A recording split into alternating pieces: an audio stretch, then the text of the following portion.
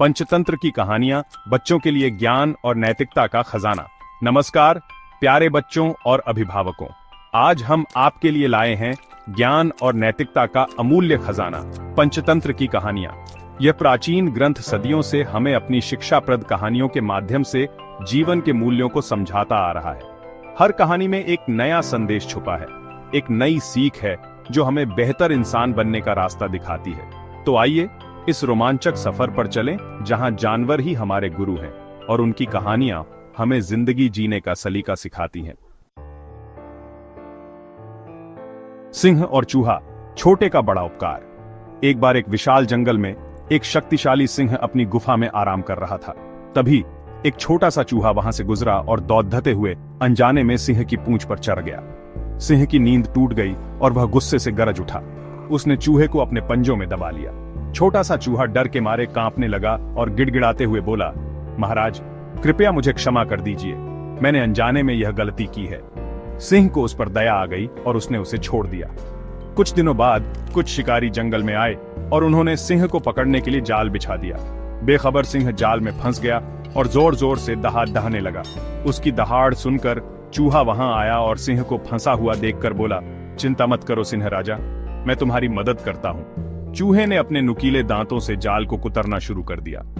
थोड़ी ही देर में जाल टूट गया और सिंह आजाद हो गया। सिंह ने चूहे का आभार व्यक्त किया और उसे अपना सच्चा मित्र मान लिया।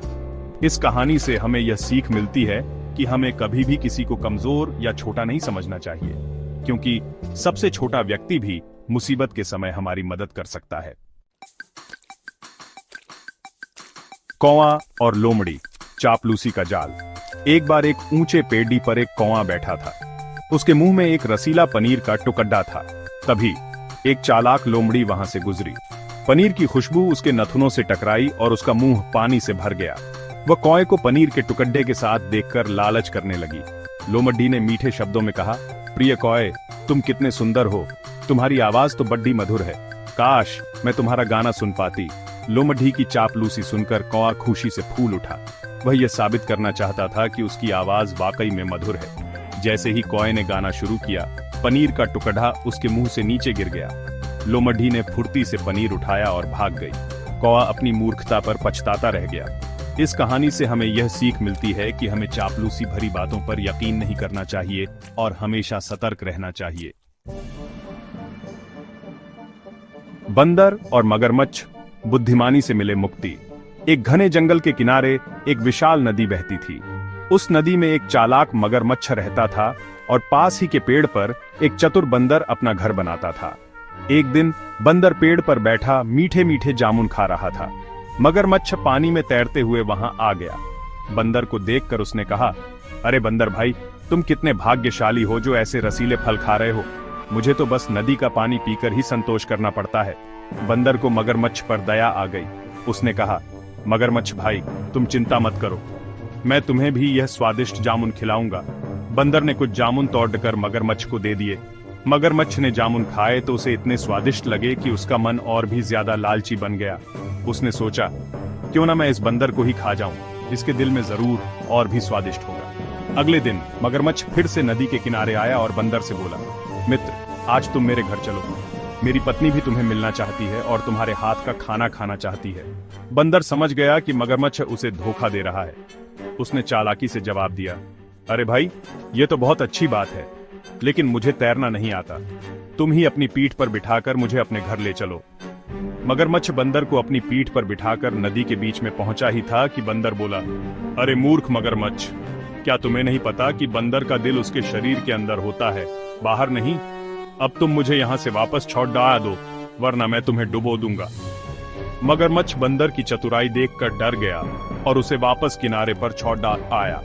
इस तरह बंदर अपनी बुद्धिमानी से अपनी जान बचाने में कामयाब रहा। एक सुंदर तालाब में एक सारस रहता था। वह बहुत ही चालाक था और अपनी मीठी बातों से सबको बेवकूफ बना लेता था। एक दिन उसने तालाब के सभी केकड़ों को बुलाया और कहा, मेरे प्यारे मित्रों, मैंने सुना है कि इस तालाब से दूर एक और तालाब है जहां स्वादिष्ट मछलियां और कमल के फूल बहुत हैं। मैं वहां जा रहा हूं और चाहता हूं कि तुम सब भी मेरे साथ चलो। केकड़े सारस की बातों में आ गए। उन्होंने सोचा कि सारस उनका हितैषी है और उन्हें एक अच्छी जगह ले जा रहा है। सारस ने कहा, मैं तुम्हें अपनी पीठ पर बिठाकर ले जाऊंगा, तुम बस अपने पंजे मेरी पीठ पर अच्छी तरह से जकड़ लेना। केकड्ढे सारस की पीठ पर चढ़ गए और सारस उन्हें लेकर उड़ गया। लेकिन सारस का इरादा कुछ और ही था। वह केकड्ढों को खाना चाहता था। वह उन्हें एक ऐसी जगह ले गया जहां तेज चट्टानें थीं। जैसे ही सारस नीचे उतरा, केकड्ढे चट्टानों पर गिरने लगे। सारस उन्हें खाने के लिए नीचे झपटा, लेकिन केकड्ढों ने चालाकी से अपने नुकीले पंजे सारस की गर्दन पर गाड़ दिए। सारस दर्द से तड़ाप उठा और जोर से चिल्लाने लगा। केकड्ढों ने अपने पंजे और भी जोर से कस दिए और सारस की जान ले ली। इस तरह केकड्ढों ने अपनी चतुराई से खुद को सारस के चंगुल से बचाया और उसे उसकी ही चाल में फंसा दिया।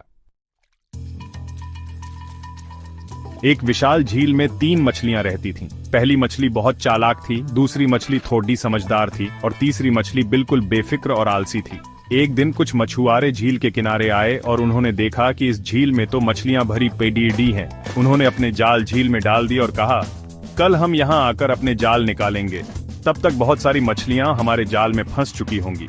यह सुनकर पहली मछली घबरा गई और उसने अपनी मित्र मछलियों से कहा, हमें यहाँ से तुरंत चलना चाहिए, ये मछुआरे कल यहाँ वापस आएंगे और हमें अपने जाल में फंसा लेंगे। दूसरी मछली ने कहा, हाँ तुम ठीक कह रही हो, हमें यहाँ से चले जाना चाहिए।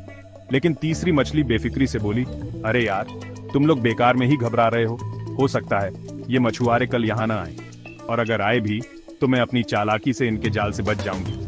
पहली और दूसरी मछली तीसरी मछली की एक न सुनी और वो झील छोड़ कर चली गई। अगले दिन मछुआरे वापस आए और उन्होंने अपने जाल झील से बाहर खींचे। जैसा कि उन्होंने सोचा था, उनके जाल मछलियों से भरे हुए थे। तीसरी मछली भी उनके जाल में फंस गई थी और वह अपनी बेफिक्री का परिणाम भुगत रही थी। एक गांव में 2 बिल्लियां रहती थीं। वे दोनों बहुत अच्छी मित्र थीं। एक दिन उन्हें सड़क के किनारे एक रोटी का टुकड़ा पड़ा हुआ मिला। दोनों बिल्लियां रोटी के टुकड़े को देखकर लालची बन गईं और उस पर झपट पड़ दी। वे एक दूसरे से रोटी छीनने लगीं और जोर जोर से लड़े डहाने लगीं। इतने में एक बंदर वहां से गुजरा। उसने बिल्लियों को लड़ देते हुए देखा तो उसने सोचा, क्यों ना मैं इन बिल्लियों की लड़ाई का फायदा उठाऊं। बंदर ने बिल्लियों के पास जाकर कहा, अरे वाह, ये तो बहुत बढ़िया बात है, तुम दोनों मुझे अपना न्यायाधीश मानकर ये रोटी बांटने के लिए कह रही हो। बहुत अच्छा, मैं तुम्हारी मदद करता हूँ। बिल्लियां मान गईं और बंदर न्याय करने के लिए तैयार हो गया। बंदर ने रोटी के 2 टुकड़े किए, लेकिन एक टुकड़ा दूसरे से बड़ा था। बंदर ने कहा, यह टुकड़ा तो बड़ा है और यह छोटा है, मुझे लगता है कि मुझे बड़े टुकड़े में से थोड़ा सा काटकर छोटे टुकड़े में मिला देना चाहिए ताकि दोनों बराबर हो जाएं। ये कहकर बंदर ने बड़े टुकड़े में से थोड़ा सा काट लिया और खा गया। अब छोटा टुकड़ा पहले से भी छोटा हो गया था। बंदर ने फिर से वही कहा, अब यह टुकड़ा छोटा हो गया है और यह बड़ा है, मुझे लगता है कि मुझे बड़े टुकड़े में से थोड़ा सा काटकर छोटे टुकड़े में मिला देना चाहिए ताकि दोनों बराबर हो जाएं। इस तरह बंदर बारी बारी से दोनों टुकड़ों में से काटता रहा और खाता रहा जब तक कि सारी रोटी खत्म नहीं हो गई। बिल्लियां बंदर की चालाकी समझ गईं, लेकिन तब तक बहुत देर हो चुकी थी। तो प्यारे बच्चों, ये थी पंचतंत्र की कुछ चुनिंदा कहानियां जो हमें मनोरंजन करने के साथ साथ जीवन के महत्वपूर्ण पाठ भी सिखाती हैं। यह पुस्तक बच्चों के लिए एक शैक्षिक संसाधन से कहीं बढ़कर है। यह तो उन्हें जीवन में सफल और नैतिक इंसान बनने के लिए प्रेरित करती है। अगर आप अपने बच्चों को ज्ञान, बुद्धि और नैतिकता का अनमोल तोहफा देना चाहते हैं, तो आज ही इस पुस्तक को मंगवाइए और उन्हें पंचतंत्र की जादुई दुनिया से रूबरू कराइए।